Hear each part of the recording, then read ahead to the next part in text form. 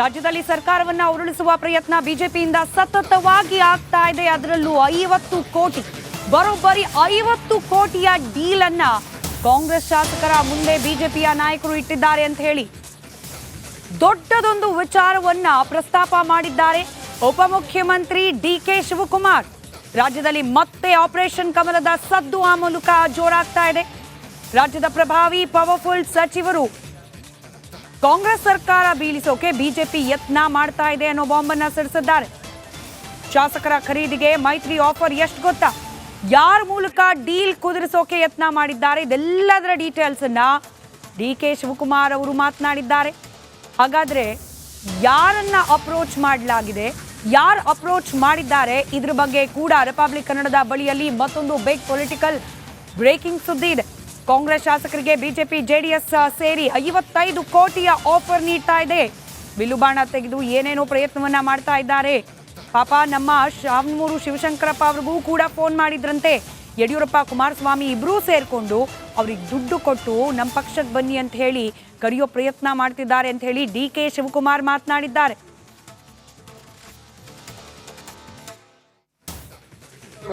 ಅವ್ರು ಎಷ್ಟೇ ಒಂದಾಗ್ಲಿ ಏನೇ ಮಾಡ್ಲಿ, ಏನ್ ರಾಜ್ಯಸಭಾ ಎಲೆಕ್ಷನ್ ಅಲ್ಲಿ ಏನ್ ನಮ್ಮ MLA ಎಳೆದಾಕ್ಬಿಡ್ತೀವಿ, 55 ಕೋಟಿ ಕೊಟ್ಬಿಡ್ತೀವಿ, ಸರ್ಕಾರ ತೆಗೆದಾಕ್ಬಿಡ್ತೀವಿ ಅಂತ ಏನೆಲ್ಲ ಬಿಲ್ಲು ಬಾಣ ಎಲ್ಲ ತೆಗೆದು ಏನ್ ಫೋನ್ ಮಾಡಿ ಏನೇನೋ ಪ್ರಯತ್ನ ಮಾಡಿದ್ರು. ಪಾಪ ನಮ್ ಶಿವಶಂಕರಪ್ಪಂಗೂ ಫೋನ್ ಮಾಡ್ಬಿಟ್ಟಿದಂತೆ. ಯಡಿಯೂರಪ್ಪ ಆಮೇಲೆ ಕುಮಾರಸ್ವಾಮಿ ಸೇರ್ಕೊಂಡು ಅವ್ರ ಏನೋ ದುಡ್ಡು ಏನೋ ಬೇಕಾಗಿತ್ತ ಅಂತ. ಸೊ ಹಂಗೆ ಶಿವಶಂಕರಪ್ಪನಂತವ್ರಿಗೆ ನಮ್ಮ ಪಕ್ಷದ ಹಿರಿಯ ಮುಖಂಡರುಗಳಿಗೆ ಪ್ರಾಪ್ ಮಾಡಕ್ಕೆ ಪಾಪ ಹೊಸ ಹುಡುಗರಿಗೆ ಏನ್ ನೋಡುವ ಅಂತ ಅಂದ್ಬಿಟ್ಟು ಚಾಕ್ಲೇಟ್ ಮಾಡ್ತಾರೆ. ನಾನಿವತ್ತು ಯಡಿಯೂರಪ್ಪನವ್ರಿಗೆ ಕುಮಾರಸ್ವಾಮಿ ಅವ್ರಿಗೆ ಹೇಳಲಿಕ್ಕೆ ಬಯಸ್ತಾ ಇದ್ದೇನೆ, ನಿಮ್ಮ ನಿಮ್ಮ ಪಾರ್ಟಿಯವ್ರದು ಭ್ರಮ ಹೇಳ್ತಾರಲ್ಲ, ನಿಮ್ಮಲ್ಲಿ ಹೆಚ್ಚು ಕಮ್ಮಿ ಆಯ್ತದೆ ಅನ್ನೋದಕ್ಕೆ ನಾನು ಚರ್ಚೆ ಮಾಡಕ್ ಹೋಗುದಿಲ್ಲ, ನನಗೆ ಅವಶ್ಯಕತೆ ಇಲ್ಲ. 136 3 ಜನ ಇಂಡಿಪೆಂಡೆಂಟ್ಗಳು ಬಹಳ ಬಲಿಷ್ಠವಾಗಿ ಜನಾರ್ದನ ರೆಡ್ಡಿ ಆದಿಯಾಗಿ ಇವತ್ತು ನಮ್ಮ ಜೊತೆ ಉಳ್ಕೊಂಡು 140 ತಲುಪಿದೀವಿ. ಅವ್ರು ಎಷ್ಟೇ ಒಂದಾಗ್ಲಿ ಏನೇ ಮಾಡ್ಲಿ, ಏನ್ ರಾಜ್ಯಸಭಾ ಎಲೆಕ್ಷನ್ ಅಲ್ಲಿ ಏನ್ ನಮ್ಮ MLA ಎಳೆದಾಕ್ಬಿಡ್ತೀವಿ, 55 ಕೋಟಿ ಕೊಟ್ಬಿಡ್ತೀವಿ, ಸರ್ಕಾರ ತೆಗೆದಾಕ್ಬಿಡ್ತೀವಿ ಅಂತ ಏನೆಲ್ಲ ಬಿಲ್ಲು ಬಾಣ ಎಲ್ಲ ತೆಗೆದು ಏನ್ ಫೋನ್ ಮಾಡಿ ಈ ಹಿಂದೆ ಕೂಡ ಡಿಕೆ ಶಿವಕುಮಾರ್ ಅವರು ಹಾಗೆ ಕಾಂಗ್ರೆಸ್ನ ಇತರೆ ನಾಯಕರು ಅನೇಕ ಬಾರಿ ಈ ವಿಚಾರವನ್ನ ಪ್ರಸ್ತಾಪ ಮಾಡಿದ್ರು. ನೋಡಿ, ಸರ್ಕಾರ ಬೀಳಿಸೋ ಪ್ರಯತ್ನವನ್ನ ಬಿಜೆಪಿಯವರು ಮಾಡ್ತಲೇ ಇದ್ದಾರೆ.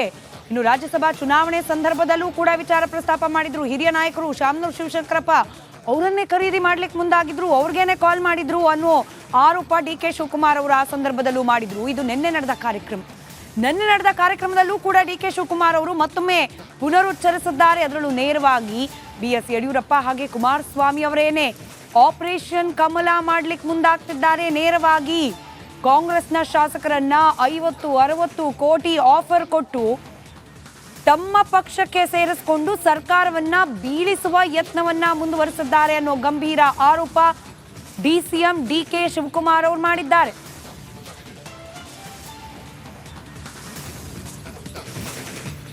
ಮತ್ತೊಂದು ಕಡೆಯಲ್ಲಿ ಕೇವಲ ಹಿರಿಯ ಶಾಸಕರಾದ ಶಾಮನೂರು ಶಿವಶಂಕರಪ್ಪ ಮಾತ್ರವಲ್ಲ, ಈ ರೀತಿ ಅನೇಕ ಕಾಂಗ್ರೆಸ್ನ ಶಾಸಕರ ಬಳಿಗೆ ದೂರವಾಣಿ ಕರೆ ಹೋಗ್ತಾ ಇದೆ.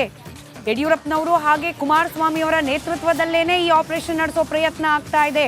ಶತಾಯ ಗತಾಯ ಸುಭದ್ರವಾಗಿರುವ ಸರ್ಕಾರವನ್ನ ಉರುಳಿಸಬೇಕು ಅನ್ನೋದು ಅವರ ಅಜೆಂಡಾ ಅನ್ನೋದು ಡಿಕೆ ಶಿವಕುಮಾರ್ ಅವರ ಆರೋಪ. ಕಾಲ್ ಮಾಡ್ಲಿಕ್ಕೆ ನೇರವಾಗೇನೆ BSY ಹಾಗೆ HDK ಅಣತಿ ನೀಡಿದ್ರ ಡಿಕೆ ಶಿವಕುಮಾರ್ ಅವರ ಆರೋಪ ಈ ಅನುಮಾನಕ್ಕೆ ಪುಷ್ಟಿ ನೀಡ್ತಾ ಇದೆ.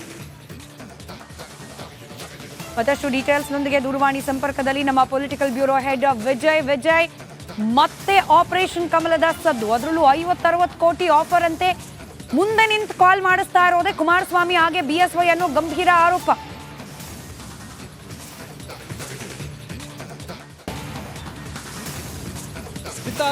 ಕಾಂಗ್ರೆಸ್ ಸರ್ಕಾರ ಅಧಿಕಾರಕ್ಕೆ ಬಂದ ನಂತರ ಸರ್ಕಾರ ಪತನ ವಿಚಾರಗಳು ಕೂಡ ಅಲ್ಲಲ್ಲಿ ಕೂಡ ನೇರವಾಗಿ ಗಂಭೀರವಾಗಿ ಸಿದ್ದರಾಮಯ್ಯ ಬಳಿಕ ಉಪಮುಖ್ಯಮಂತ್ರಿ ಡಿಕೆ ಶಿವಕುಮಾರ್ ಗಂಭೀರವಾದಂಥ ಆರೋಪದ ಜೊತೆಗೆ ಮಹತ್ವದ ಹೇಳಿಕೆಯನ್ನು ಕೊಟ್ಟಿರುವಂಥದ್ದು. ಸರ್ಕಾರ ಬೀಳಿಸೋ ಸಂಬಂಧಪಟ್ಟಂತೆ ಅದು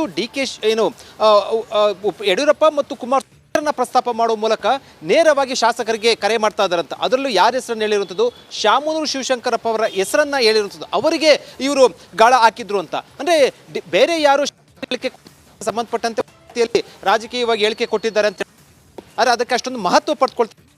DK ಶಿವಕುಮಾರ್ ಕೊಟ್ಟಿರುವಂಥ ಹೇಳಿಕೆ ಏನಿದೆ ಅದು ಸಾಕಷ್ಟು ಮಹತ್ವವನ್ನು ಪಡ್ಕೊಂಡಿರುವಂಥದ್ದು. DK ಶಿವಕುಮಾರ್ ಹೇಳಿದ ರೀತಿಯಲ್ಲಿ ಸರ್ಕಾರದ ಪತನ ಸಂಬಂಧಪಟ್ಟಂತೆ ಏನಾದರೂ ಕೂಡ ಆ ರೀತಿ ಪ್ರಯತ್ನಗಳು ಆಗ್ತಾ ಇದಾವ ಅನ್ನುವಂಥದ್ದು. ಈ ಹಿಂದೆ ಸ್ಮಿತಾ ಮುಖ್ಯಮಂತ್ರಿ ಸಿದ್ದರಾಮಯ್ಯ ಅವರು ಕೊಟ್ಟಿದ್ರು ಅಂದ್ರೆ ಕಳೆದ ಒಂದು ವಾರದಿಂದ 4-5 ದಿವಸದಿಂದ ಆಫರ್ ಕೊಡ್ತಾ ಇದ್ದಾರೆ ಅಂತ.